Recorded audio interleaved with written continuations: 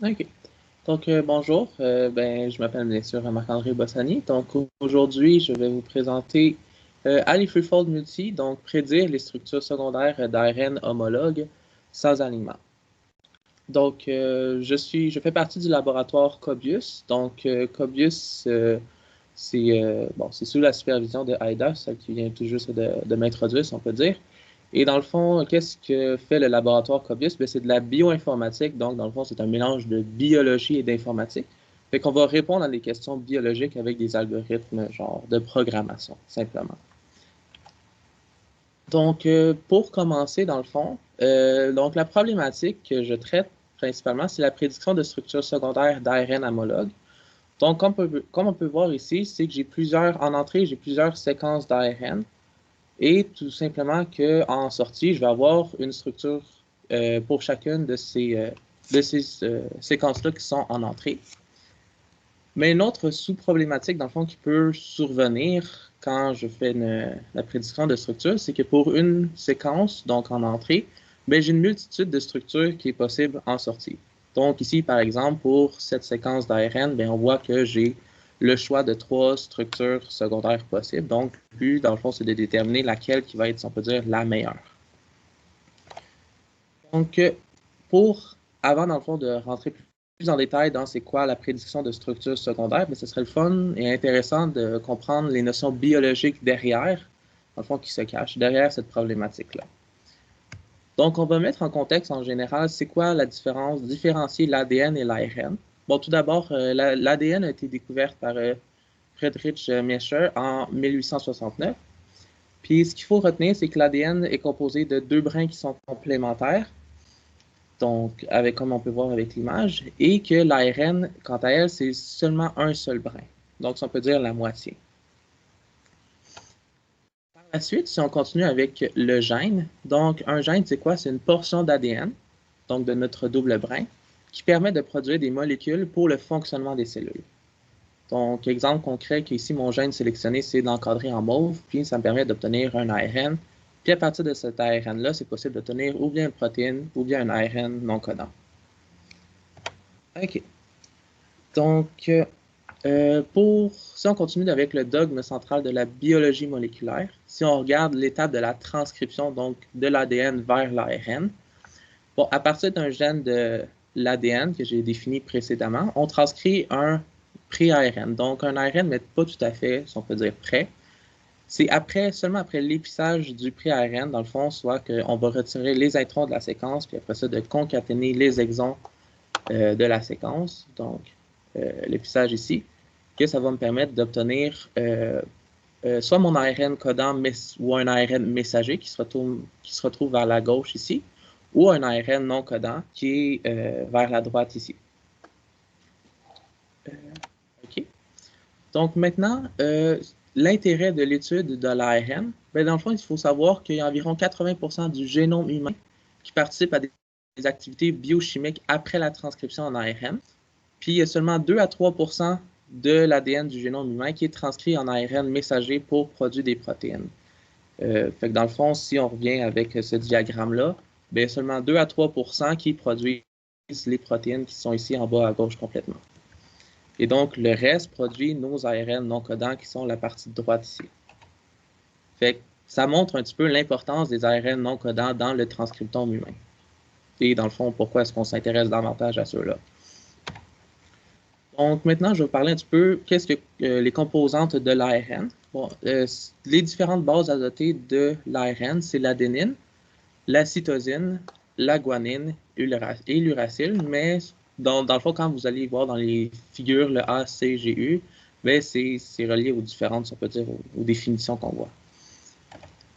Okay. Maintenant, on va parler d'homologie de séquences d'ARN. Dans le fond, quand je vais dire que mes séquences d'ARN sont homologues, dans le fond, c'est que c'est plusieurs séquences qui sont issues de l'évolution d'un gène ancestral commun.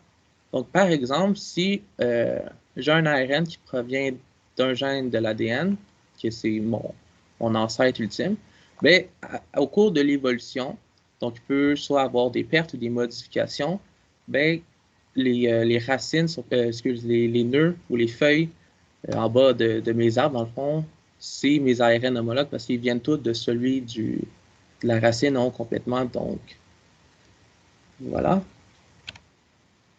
Maintenant, il faut comprendre que l'ARN, il y a plusieurs classes d'ARN.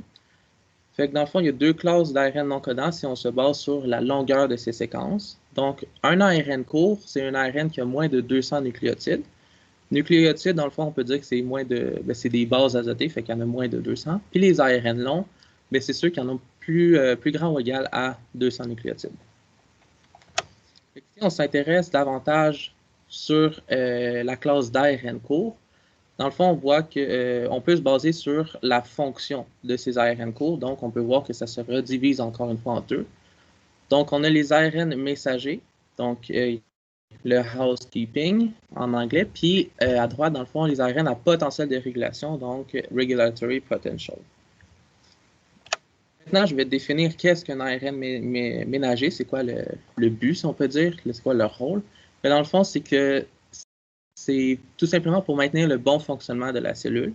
Puis on a différents exemples. Fait qu'on a les ARN de transfert, on a les ARN ribosomiques, par exemple. Puis ici, bien, naturellement, c'est une figure à quoi ressemble un ARN de transfert.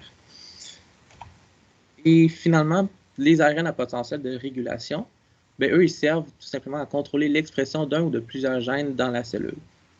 Fait qu'on a les micro-ARN, puis on a les ARN interagissant avec Peewee, comme ils disent.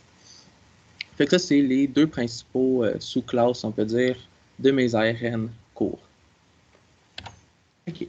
Maintenant, on va aller voir un petit peu la structure de l'ARN. Dans le fond, c'est le fait que l'ARN peut se replier sur lui-même. Fait qu'on sait qu'un ARN, c'est quoi? C'est un seul brin. Puis, on a différents types d'aliments de base. Fait qu'on a les types canoniques, donc Watson et Crick, c'est les A qui s'apparient avec les U et les C avec les G. Puis on a les non canoniques, que dans le fond, on peut dire des cas particuliers, où est-ce que c'est le U qui va se lier avec le G. Okay. Donc, la structure primaire de l'ARN, c'est tout simplement sa structure linéaire. Dans le fond, l'exemple concret ou commun qu'on pourrait avoir, c'est un ARN messager. Ouais, c'est vraiment comme une ligne qui se promène comme ça ici. La structure secondaire, dans le fond, ça, c'est tout simplement une représentation sur un plan 2 dimensions. Puis ça, dans le fond, une structure secondaire, c'est une étape intermédiaire et approximative de la structure tertiaire. Puis si on continue à replier, si on peut dire, mais qu'on rajoute une autre dimension, donc une structure tertiaire, ça c'est la représentation, mais dans un espace 3 dimensions. Fait avec les deux figures ici, tous les deux, c'est l'ARN de transfert, donc l'ARNT, mais celui d'en haut, c'est secondaire parce que c'est un plan 2D. Et l'autre en dessous, c'est tertiaire parce que c'est 3 dimensions. Et finalement, on se retrouve avec la structure quaternaire de l'ARN. Dans le fond, ça, c'est une représentation dans un espace 3D, mais on rajoute avec ça une interaction avec des protéines et d'autres ARN pour former ultimement un complexe moléculaire. Donc ici, on a un exemple d'un ribosome contenant, dans le fond, de l'ARN ribosomique, donc l'ARN-R. Fait que les couleurs foncées, telles que le bleu et le rouge, ça, dans le fond, ça représente l'ARN-R pour le bleu de la petite sous-unité du ribosome, puis du rouge, la grande sous-unité du ribosome, tandis que les couleurs plus pâles, dans le fond, ça, c'est tout simplement les protéines qui viennent se coller et se joindre pour former justement le fameux ribosome tel qu'on connaît. Puis le ribosome permet tout simplement de traduire mon ARN messager en protéines. Okay. Fait que là, on a fait pas mal le tour sur les notions, si on peut dire, de base biologique qui vont permettre de comprendre, qui est nécessaire pour comprendre la prédiction de structure secondaire d'ARN. Donc, on va rentrer plus en détail dans cette portion de prédiction de structure secondaire. Donc, dans le fond, la motivation de la prédiction de structure secondaire, dans le fond, c'est qu'on sait que la fonction de l'ARN est généralement intrinsèquement liée à sa structure. Donc, exemple concret avec la figure, on sait qu'il y a une forme de trèfle typique, c'est pour les ARN de transfert. Donc ça, c'est une forme reconnue qu'on sait que si c'est trèfle, c'est forcément un ARN de transfert. Puis le besoin, donc avec ça, on a naturellement besoin de méthodes de prédiction qui sont efficaces. Parce que vu que la taille est importante et croissante de données de séquences d'ARN générées pour diverses espèces du vivant, c'est sûr qu'on aura naturellement besoin on peut dire de bons algorithmes, de bonnes méthodes de prédiction pour connaître davantage ou la fonction de cet ARN-là. Okay. Maintenant, ce qui concerne l'alignement multiple. Donc, le but d'un alignement multiple, c'est souvent, dans le fond, à quoi ça sert? C'est que c'est souvent utilisé pour la prédiction de structure d'ARN. Plusieurs algorithmes sont basés sur utilisent de l'alignement multiple pour faire cette prédiction-là. Puis le but, dans le fond, c'est d'identifier les régions qui sont conservées et les similarités entre les séquences. Donc, dans le fond, là où est-ce que j'ai mis des brackets ou des accolades en bas, c'est pour montrer qu'il y a des régions qui sont plus conservées ou qui changent tout simplement pas à travers, mais ici, dans ce cas-ci, les 5 séquences. Okay.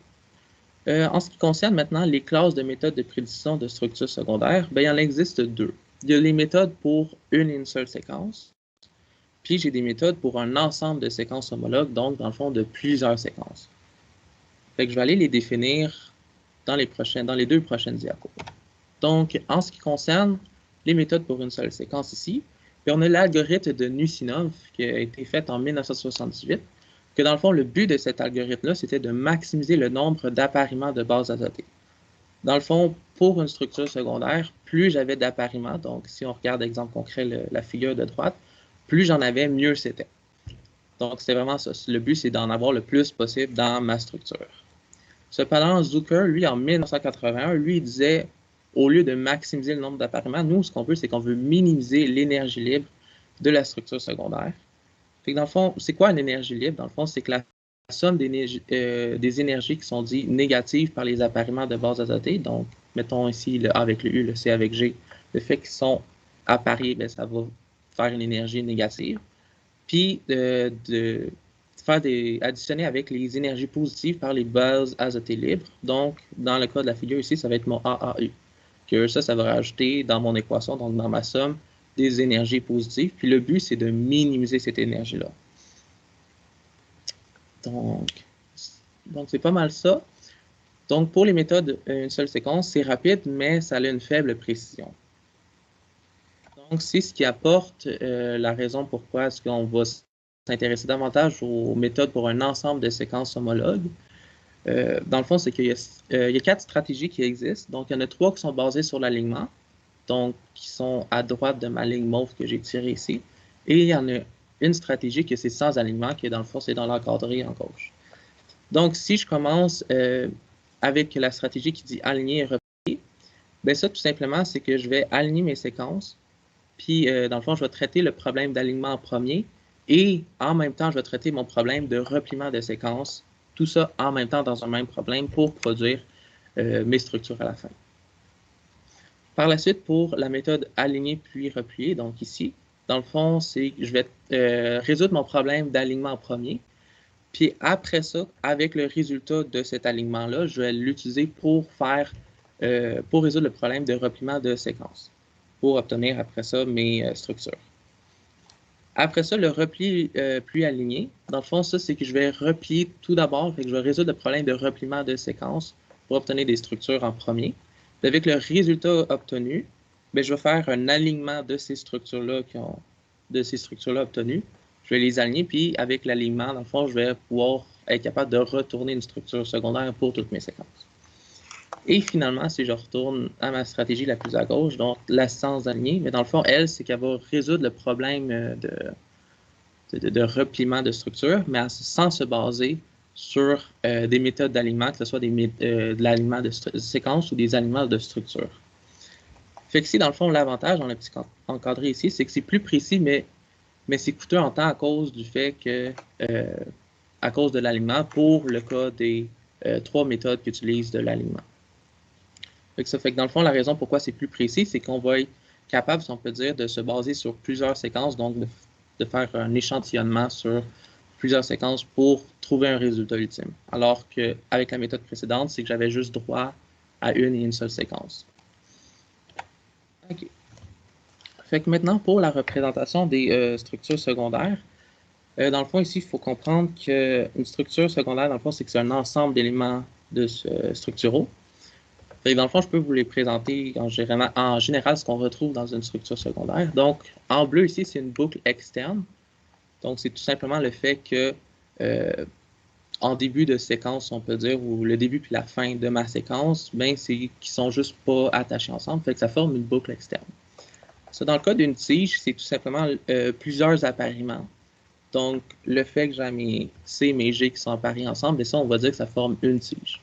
Donc, une tige, ça peut être de 1 à N, si on peut dire, des appariements. Après ça, j'ai une boucle interne, tout simplement, où est-ce que c'est des bases qui sont pas appariées autant à gauche et à droite de mon brin. Donc, ici, on voit que en haut, le AA, puis en bas, le G, eux, sont pas appariés. Un épingle à cheveux. Donc, tout simplement, ça, c'est le fait que dans ta séquence, on peut dire qu'il y a comme un retour sur lui-même, donc un U-turn, que les bases ne sont pas appariées. Donc, sont toutes libres. Donc, ici, ma série de U qui ne sont pas appariées, bien, ça forme un épingle à cheveux. Après ça, la boucle multiple, donc en rose ici, c'est tout simplement le fait que cette boucle-là va me créer d'autres, des sous-embranchements, donc le fait de créer plusieurs chemins, si on peut dire. Puis un renflement, ben, c'est le fait que d'un et un seul côté, donc soit du côté gauche ou du côté droit, je vais avoir des bases qui ne sont pas appariées. Donc ici, c'est du côté droit, puis c'est juste mes G qui ne sont pas appariées. OK. Donc maintenant, si on continue toujours dans la représentation de structures secondaires, ben, dans le fond, on va parler de modèles de c'est des éléments de leur adjacence. Fait que si on va à la base, puis on remplace le n par des chiffres, genre des entiers de 0 jusqu'à l'infini, donc dans le cas où est-ce que c'est un zéro motif ou un n motif de niveau 0, ben c'est juste l'élément structural tout seul. Donc, exemple concret, un zéro motif, ben ça pourrait être juste mon h que j'ai ici. Puis dans le cas où est-ce que j'ai un motif, n motif de niveau 1, ben c'est un zéro motif et une adjacence. Donc, en mauve ici, fait que j'ai un external loop, donc une boucle externe E, mais qui est adjacée, si on peut dire, ou qui a un voisin qui est une stem, donc une tige. Et on peut continuer ainsi de suite jusqu'à, si on peut dire, c'est possible de faire l'ensemble de la séquence avec des n motifs. Là. Donc, voilà. Donc maintenant, vu qu'on connaît nos notions de base en biologie, puis de base en prédiction de structures secondaires, ben c'est possible maintenant de parler de l'outil AliFreeFold, dans le fond, c'est une méthode de prédiction, ce qui est sans alignement, qui est basée sur le modèle de n-motif qu'on vient de voir précédemment. Donc, AliFreeFold a plusieurs étapes pour, si on peut dire, qui composent son algorithme. Donc, la première étape, ça va être de calculer les structures secondaires qui sont sous-optimales. Donc, en premier, c'est de produire n est égal à 25 structures secondaires sous-optimales de chaque séquence d'ARN en entrée en utilisant l'outil RNA-Subop. Dans le fond, ici, là, dans la figure ici, bien, on va voir que n au lieu de 25, pour des raisons d'espace puis que ce soit plus visuel, bien, on l'a mis n est égal à 2. Fait qu'en rouge, on peut voir qu'il y a deux structures secondaires sous-optimales. Puis en orange, il y en a 2, puis en mauve, il y en a 2. Ici, il faut comprendre que, ben, dans le fond, il faut distinguer c'est quoi une structure secondaire optimale par rapport à une structure secondaire sous-optimale. Dans le fond, une structure secondaire optimale, c'est qu'elle va optimiser dans l'algorithme de Zucker, dans le fond, qui permet de minimiser l'énergie libre. Une optimale, c'est elle qui va justement répondre à la minimisation de l'énergie libre. Et tandis qu'une sous-optimale, c'est qu'elle ne va pas répondre, elle ne va pas être minimale en énergie libre, mais l'affaire, c'est qu'elle peut, malgré tout, être une structure qui peut être réelle. Parce qu'une structure réelle peut ne pas avoir une énergie minimale pour qu'elle existe. Maintenant, on va définir c'est quoi RNA-Subop. Donc, c'est un outil de prédiction pour une seule séquence de structures secondaires sous-optimales. Bon, dans le fond, c'est un outil qui est rapide. Puis, dans le fond, la théorie dit qu'il y a toujours une structure idéale avec 80% des paires de base commune avec une structure réelle à l'intérieur des 25 premières. Donc, c'est pour ça que on dit que c'est n est égal à 25 à cause qu'on dit que c'est possible d'avoir 80% des paires de base qui sont communes avec la réalité, si on peut dire. Donc, l'étape 2 maintenant, c'est tout simplement de générer la représentation de n motifs. Donc, dans le fond, c'est que pour chacune de mes structures sous-optimales, c'est d'extraire le nombre d'occurrences de chacun des n motifs de ces structures-là. Fait que ici, on peut voir que, par exemple, dans le cas rouge, ben, la première sous-optimale a une multiloupe, la deuxième en a pas. C'est vraiment d'extraire le nombre d'occurrences pour chacun des n motifs qui existent, qui va du 0 motif jusqu'à n motifs. Okay. Donc, l'étape 3, maintenant, c'est de calculer le poids de chacun de ces n motifs-là. Dans le fond, c'est de calculer un indice de conservation pour chacun des n motifs avant d'obtenir une matrice ligne des poids de chacun des n motifs. Donc, ça fait qu'on va traiter colonne par colonne de mes n motifs, puis on va extraire un indice de conservation. Puis ici, ce qu'il faut comprendre, c'est que plus ma valeur est grande, donc exemple ici le 0.64, plus elle est grande, plus on sait que ce n motif-là est conservé au sein de toutes mes structures secondaires sous-optimales. Puis à l'inverse, si c'est plus bas, ben on sait qu'elle n'est pas vraiment conservée, ou on n'est pas certain de cela. Pour l'étape 4, dans le fond, c'est tout simplement de pondérer les n motifs des structures sous-optimales. C'est de transformer le nombre d'occurrences de n motifs en valeur pondérée tout simplement par une multiplication de matrices, donc par les indices de conservation. C'est ce qui nous permet, si on peut dire, de passer de valeur entière en valeur réelle. Comme ça ici. Bon, l'étape 5, c'est de calculer un centroïde. Par définition, un centroïde, qu'est-ce que c'est quoi? Dans le fond, c'est une structure secondaire qui va être fictive, mais qui est obtenue par la moyenne de chacune des colonnes de la matrice pondérée. Donc, dans la figure ici, on voit que le centroïde, c'est le triangle. Puis, les points de couleur, c'est nos différentes structures sous-optimales de l'exemple qui, si on peut dire, gravitent autour du centroïde dans l'espace n dimensions. Et finalement, on va pouvoir être capable de faire l'extraction de la structure secondaire représentative. Donc, pour ça, c'est de calculer la distance entre chacune des structures secondaires sous-optimales avec ce centroïde-là. Puis, dans le fond, la structure secondaire sous-optimale la plus proche de ce centroïde, dans le fond, c'est le point orange qui est juste ici. Bien, ça va être la structure secondaire, mais qui va être représentative de la famille de séquences d'ARN qui a été donnée en entrée. Donc ici, ce qu'il faut comprendre et retenir, c'est qu'AliFreeFold calcule une structure secondaire pour un ensemble de séquences. Donc que je lui donne 1, 2, 5, 500 infini de séquences, il va toujours me retourner une structure qui est représentative de ma famille que je lui ai donnée. Okay. Donc maintenant, je vais traiter, dans le fond, le travail que j'ai produit durant ma maîtrise, donc l'outil que j'ai développé ou que j'ai continué. Dans le fond, c'est AliFreeFold multi. Au lieu d'AliFreeFold 2, AliFreeFold multi pour dire qu'on va générer plusieurs séquences, plusieurs structures. Donc, c'est ça. C'est une extension de AliFreeFold pour produire les structures secondaires de toutes les séquences d'un ensemble d'ARN homologues. Donc, si on fait une comparaison, j'ai un petit peu dit indirectement, mais si on fait une comparaison entre AliFreeFold et AliFreeFold multi, AliFreeFold va générer une structure secondaire qui est représentative pour toutes les séquences, tandis qu'AliFreeFold multi, ça va être une structure secondaire pour chaque séquence. Donc, si j'en ai 2 en entrée, je vais avoir 2 en sortie. Si j'en ai 5 en entrée, 5 en sortie. Fait qu'ici, on a une figure, dans le fond, comparative de les méthodes ou la méthode principale d'AliFreeFold, donc en vert. Puis AliFreeFold multi, ce qu'il offre, c'est ces différentes stratégies-là.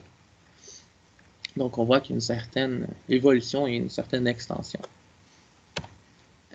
Donc, ce qu'AliFreeFold multi offre, il offre un total de 4 nouvelles stratégies, si on peut dire. Donc, on a la stratégie qui s'appelle centroïde. On a la stratégie centroïde améliorée ou plus, dans le fond, c'est ajusté. On a le plongement de tige et finalement, on a la plus proche du sous-optimal. Fait que dans le fond, ce qu'il va falloir faire, c'est naturellement définir et expliquer c'est quoi ces stratégies-là qu'ils font en général. Donc, pour la stratégie centroïde, dans le fond, c'est que c'est une extension directe d'AliFreeFold. Dans le fond, c'est que pour chaque séquence, la structure sous-optimale la plus proche du centroïde. Fait que ici, on a le cas avec le cas de la orange, mais on va définir, fait que dans le fond, chaque couleur qui est la plus proche du centroïde va être la sous-optimale qui va être retenue puis en renvoyée. Donc, c'est ça. Pour la stratégie maintenant du centroïde ajusté, c'est que dans le fond, j'ai 2 contraintes que je veux, si on peut pas tout à fait respecter, mais que va falloir que je trouve un compromis entre. Donc, la première contrainte, ça va être de calculer une distance entre une structure secondaire sous-optimale choisie et le centroïde doit être minimale.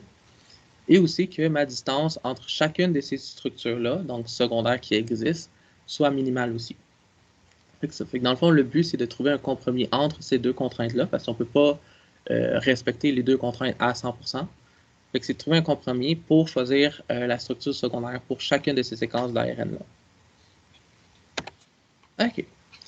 Donc, si on continue maintenant avec la stratégie sur le plongement de tige, dans le fond, c'est si on se base sur la structure secondaire consensus représentative qui a été donnée par Ali Freefold, donc le fait que ça retourne une et une seule structure, c'est que dans le fond, on va faire correspondre des tiges sur les tiges des structures sous-optimales générées par Erelin Subot. Puis dans cette stratégie-là, j'ai trois sous-méthodes, si on peut dire. Donc, j'ai la méthode première, donc qui va traiter mes tiges de gauche à droite de ma séquence. Donc, c'est ça, c'est vraiment comme de la lecture, genre vraiment, on traite les tiges de gauche vers la droite. J'ai la méthode dernière, qui elle, c'est l'inverse, donc de droite à gauche. Et finalement, j'ai la méthode qui est dite meilleure, que dans le fond, je vais faire correspondre les tiges, mais avec les tiges qui sont les meilleures, donc qui sont quasi pareilles. Puis ici, ce qu'il faut comprendre, c'est que dans cette stratégie-là, c'est que c'est récursif. Fait que dans le fond, avant de passer à une prochaine tige, exemple concret que je prends la méthode première, avant de passer à une tige qui est à droite, c'est je regarde celle qui est à l'intérieur. Donc, exemple concret, je trouve la orange. Fait avant de passer à la rouge qui est après, je regarde si j'en ai pas une à l'intérieur, puis on voit que j'ai la bleue que je vais placer. Et ainsi de suite. Donc, finalement, la dernière stratégie, donc la quatrième, celle qui dit la plus proche du sous-optimal, c'est qu'en me basant sur la stratégie précédente, donc le plongement de tige, c'est que je vais trouver une structure sous-optimale qui a été générée par RNA Subop, qui est la plus proche de cette structure secondaire-là prédite par la stratégie précédente. Fait que dans le fond, c'est juste, c'est ça. Fait que je refais un petit peu comme une comparaison, puis tout simplement de trouver la plus courte, une distance la plus courte avec une sous-optimale qui existe. Okay. Donc maintenant, avec les différentes stratégies qui ont été développées, dans le fond, il faut naturellement les tester. On ne peut pas juste dire qu'on a développé et l'envoyer puis dire hey, voici les stratégies, amusez-vous. Donc, ça va être bien important, dans le fond, c'est qu'on les a testés puis on a obtenu des résultats avec AliFreefold Multi. Donc, les données utilisées, les données originales qui ont été utilisées par AliFreefold, il y avait 30 familles au début, dans le papier original, ça peut dire d'AliFreefold. La base de données qui a été utilisée, c'est AirFam. Donc, AirFam, c'est quoi? C'est une grande base de données qui utilise, dans le fond, qu'on peut retrouver des séquences, leurs structures secondaires et d'autres informations. Donc, dans le cas du AliFreefold Multi, dans le fond, nous, on a utilisé les données de cette base de données-là, donc AirFam, puis un total de 863 familles qui ont été testées. La longueur des séquences varie de 0 jusqu'à 1000 nucléotides, pas 0 parce que sinon il n'y a rien là. Et le nombre de séquences par famille, ça varie entre 10 et 100 séquences. Puis les séquences, ils doivent respecter l'alphabet d'un ARN, donc ACGE. Absolument. Bon. Pour maintenant vérifier ou pour voir comment ça performe notre outil, et ainsi que nos stratégies, on va utiliser des métriques de performance. Donc, on a le PPV qui est en anglais Positive Predictive Value. Donc, ça, c'est une quantité de paires de base qui est prédite retrouvée dans la référence. Fait que TP, ça veut dire True Positive, puis FP, c'est les False Positive. Pour maintenant le sense, donc envers le sensitivity, ça, c'est tout simplement la quantité de paires de base de la référence qu'ils ont retrouvée dans la prédite.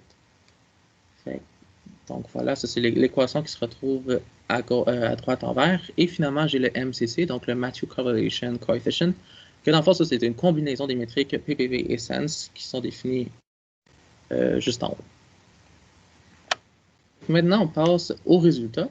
Donc, si on compare juste les stratégies d'AliFreefold multi, sur l'axe des X, ce qu'on retrouve donc de gauche à droite, c'est la stratégie centroïde, centroïde améliorée, le plongement des tiges, incluant les trois méthodes. Donc, ici, c'est first, last, best, donc les premières, dernières et les meilleures. Et en dernier, donc le plus à droite, les plus proches du sous-optimal avec bien sûr. Fait qu'ici, de ce qu'on retient, c'est que centroïde amélioré et plus proche du sous-optimal sont les meilleures stratégies. Parce que on peut voir que les autres, donc les plongements de tige, avec les box plots, donc les boîtes à moustaches en français, sont plus basses, donc moins performantes. Ok, c'est bon. Donc, il y a 3 classes de familles qui ont été déterminées suivant le score de la structure secondaire représentative de la famille. Donc ici, selon le score de la structure générée par Ali Freefold. Fait que dans le cas où est-ce que mon score était plus grand que 980, que dans le fond 99%, dans le fond 100%, ça peut dire, mais on disait que c'est une famille qui est easy. Puis j'ai 357 familles qui sont dites easy, donc facile. Dans le cas où est-ce que j'ai un score qui est plus bas que 70%, mais on va dire que c'est des familles hard, difficiles. Puis ça, j'ai 217 familles qui sont catégorisées là-dedans. Et pour le reste, donc, qui se retrouvent entre 70% et entre 99% inclusivement, on va dire que ça, c'est mes familles qui sont médiums, donc moyennes. Donc, puis dans la classe moyenne, ça peut dire j'en ai 289 familles. Fait que ici, on peut voir avec les résultats que j'ai des meilleurs scores pour les familles qui sont naturellement easy. Et j'ai des mauvais scores, des scores vraiment moins bons pour mes familles qui sont hard. Si on continue maintenant les résultats, mais sous un autre angle, donc avec le temps de calcul, pour les stratégies, on peut voir que le temps est similaire pour chacune des stratégies. Il n'y a pas une stratégie qui est vraiment plus coûteuse qu'une autre. Donc, ça, c'est quand même une bonne nouvelle, si on peut dire. Puis ça, c'est basé sur les 30 familles d'Ali Freefold. Maintenant, on va continuer avec les résultats. Cependant, on va comparer maintenant avec les autres outils de prédiction qui existent dans la littérature. Donc, dans la méthode alignée et repliée, on retrouve les méthodes Fold-Align M et TurboFold 2. Après ça, dans la méthode alignée plus repliée, on a Centroid AliFold puis RNA AliFold. Dans la méthode repliée plus alignée, on a RNA SPA. Puis finalement, la méthode sans aligner. Donc, on a AliFreefold Multi. Puis la stratégie qui a été utilisée pour faire le comparatif, ça a été Centroid.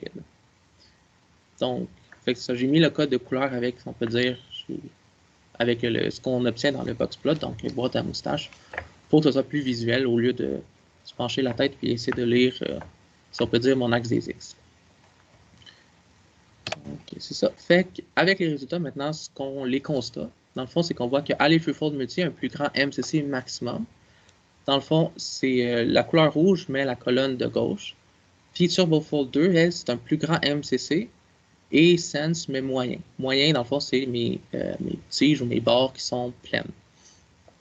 Dans le fond, ce qu'il faut, la comparaison, dans le fond, la différence entre, mettons, un MCC maximum puis un MCC moyen, c'est dans le cas d'un pour le MCC maximum, c'est que pour une famille, par exemple, que j'ai 2 séquences, donc il y en a une que j'ai un score de 1 puis un score de 0.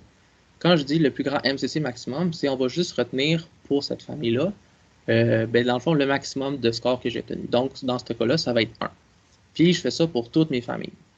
Puis, dans le cas où est-ce que c'est des MCC ou Sense moyen, ou même le PPV, qui est l'autre tige, dans le fond, si je continue avec mon exemple, que j'avais 2 séquences, une de 1, une de 0 en score, le moyen, c'est de faire la moyenne de cette famille-là. Donc, la moyenne de 1 et de 0, c'est de 0.5. Puis, c'est 0.5, puis je vais mettre ça, si on peut dire, dans ma liste. Puis, je fais la même chose pour toutes les familles. Donc, c'est pour ça que pour une même couleur, j'ai 2 colonnes.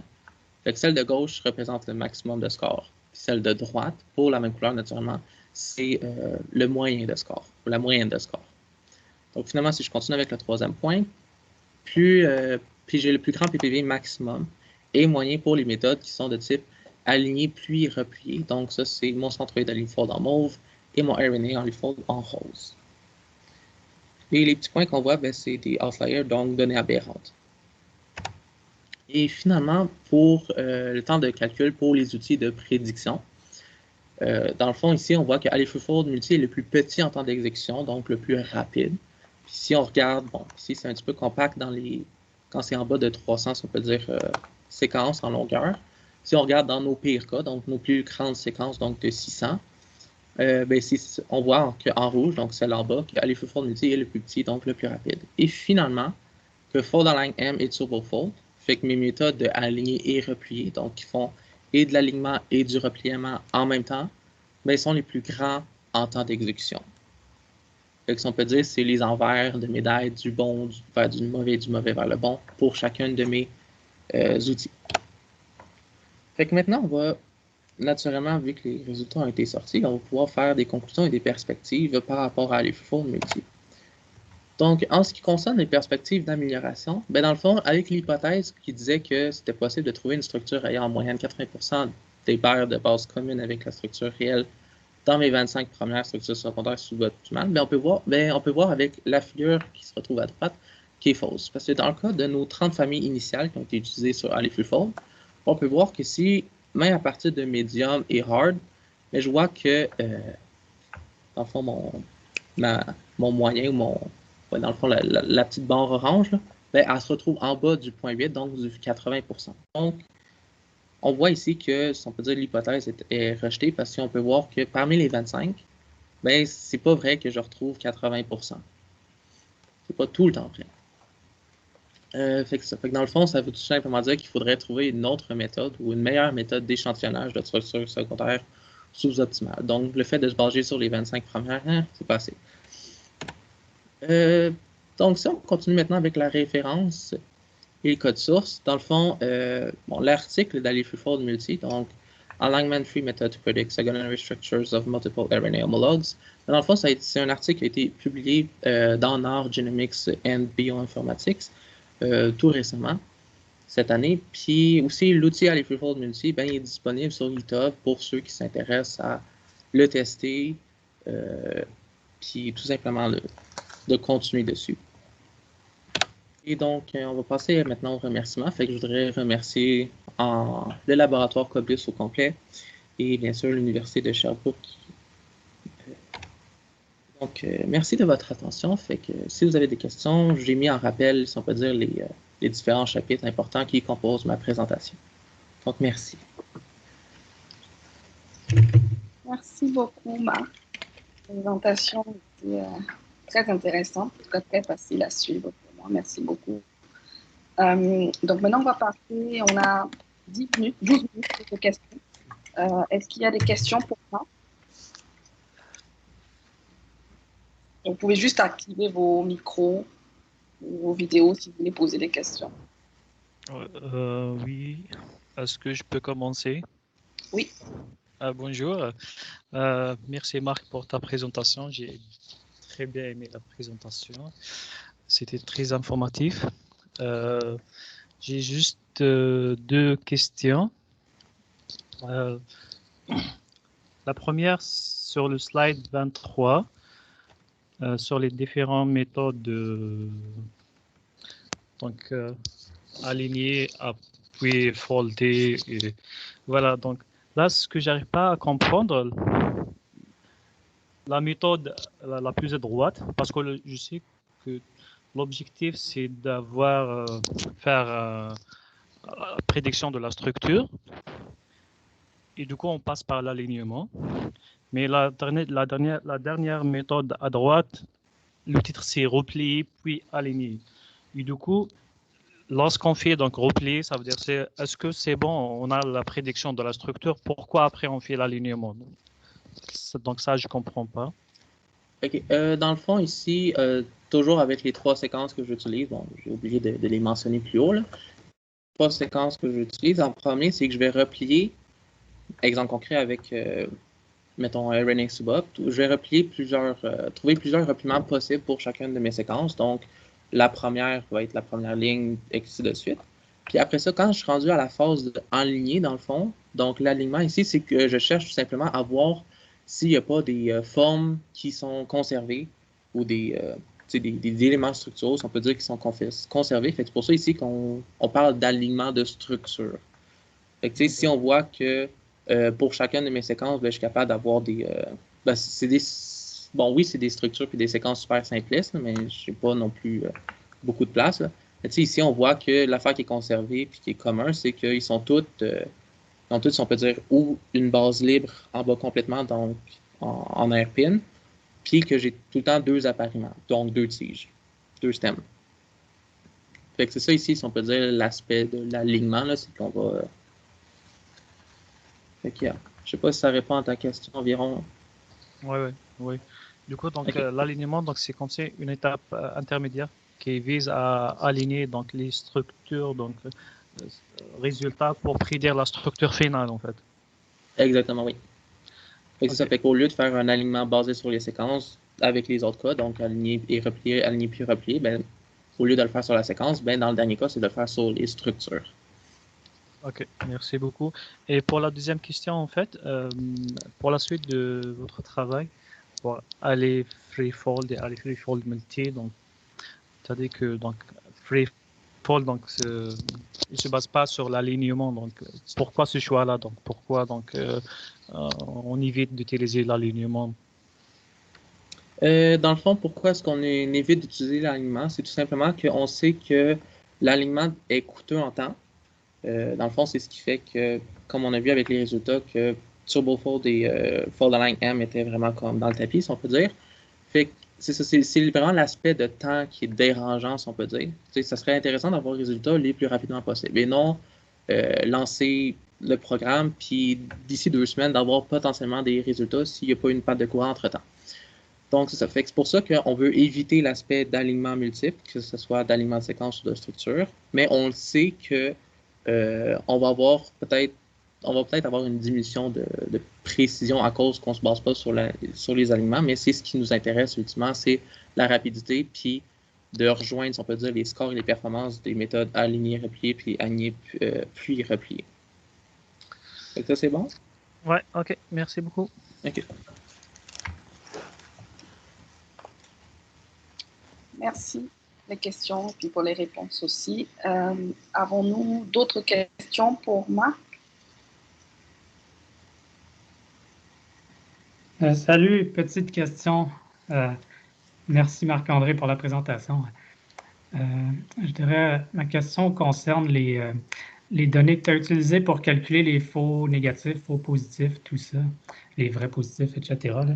Dans le fond, je sais que tu l'as mentionné, mais c'est allé vite pour moi. Fait que, peux-tu reparler de d'où venait le gold standard, là, la vérité de terrain avec laquelle vous êtes comparé, puis est-ce que c'est fiable à 100% ou ça se peut qu'il y a des erreurs même avec les standards que vous avez utilisés? Ben, dans le fond, c'est ça.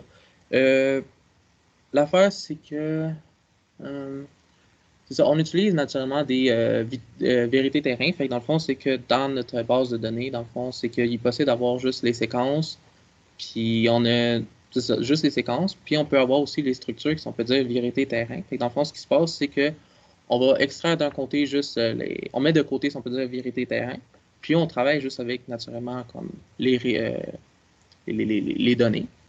Puis avec les méthodes les métriques de performance, c'est que ça, on va comparer avec le vérité terrain, puis si on peut dire nos résultats, tout simplement ben, avec ces 3 métriques-là. Mais je sais pas si ça Non, mais répond à ta question si j'ai passé à côté. non, tout ce que je veux dire, c'est la vérité de terrain, elle vient d'où exactement? OK, c'est ça. La vérité terrain, dans le fond, vient aussi de AirFarm, qui, dans le fond, c'est ça, dans le fond, ils ont les structures, si on peut dire, officielles. Fait que nous, c'est juste qu'on fait une extraction de Ça, ça, si c'est on peut dire. quoi? Est-ce que tu sais si ont été déduites expérimentalement ou déduites à partir d'autres logiciels?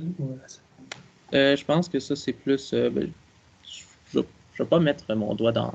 Je ne vais pas comme affirmer que j'ai 100% raison, mais quant à moi, c'est qu'ils ont été testés en laboratoire, dans le fond, c'est que c'est des vérités. Dans le fond, c'est la Ouais. vérité ultime, là, je dirais. Ouais, en tout cas, je te crois, je ne sais pas non plus, dans le fond. OK.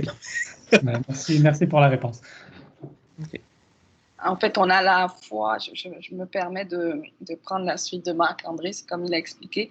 En fait, on a des données qui ont été alignées et repliées manuellement. Donc, ce sont les 30 initialement là, qui avaient été utilisées pour aller freefold.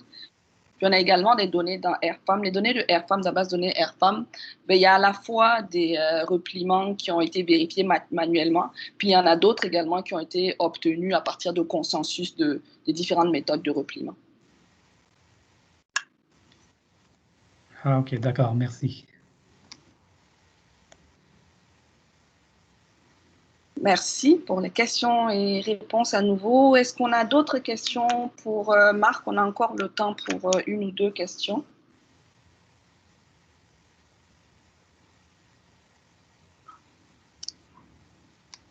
Alors, moi, je te poserai une question facile.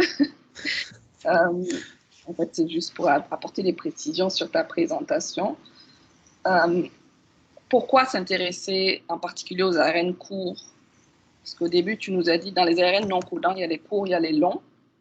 Pourquoi les courts en particulier?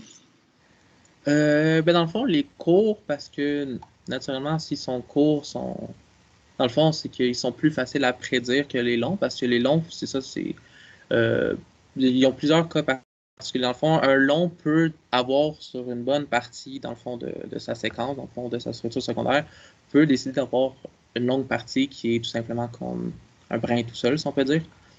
Puis c'est juste que ça rajoute de la complexité. Et souvent que les longs, eux, dans le fond, pour exister, pour vivre, ben, ils dépendent aussi de d'autres éléments externes, fait que tout simplement de protéines ou d'autres ARN, si on peut dire, externes qui fait la chose. D'accord, merci. Alors, dans ta méthode, dans Alifri Multi, tu as parlé de la stratégie de plongement de tige. Qui utilise un peu une approche gluton. Tu nous as parlé de 3 sous-stratégies, la stratégie START, la stratégie N et la stratégie BEST. Puis là, je me demandais comment tu définis, enfin, je le sais, mais je veux la précision. Comment tu définis le BEST? C'est quoi le BEST? C'est quoi le meilleur aliment de 2 tiges, en fait? Dans le fond, le meilleur alignement de 2 tiges, c'est vraiment tout simplement que, dans le fond, si on compare sur le début de la tige, la fin de la tige, puis dans le fond, la longueur de cette tige-là, s'ils sont vraiment, vraiment proches sur ces métriques-là, dans le fond, du début, fin, puis comme entre, ben dans le fond, ça va être, si on peut dire, la meilleure tige, tu sais. Fait que dans le fond, c'est vraiment, si on peut dire, s'ils sont comparés un par-dessus l'autre, donc avec l'image, donc la rouge par rapport à l'autre rouge qui est en dessous, ben vu qu'ils sont pas mal pareils, identiques, ben c'est eux qu'on va aligner en premier, alors que les autres, il peut y avoir des différences sur quand est-ce que ça commence, quand est-ce que la tige commence, termine, puis la longueur. D'accord. Donc, merci pour tes réponses. Je ne sais pas s'il y a encore d'autres questions. Ben, sinon, on va te remercier à nouveau, André. Bravo pour ta présentation et pour ton travail. Bonne suite. Merci beaucoup. À bientôt.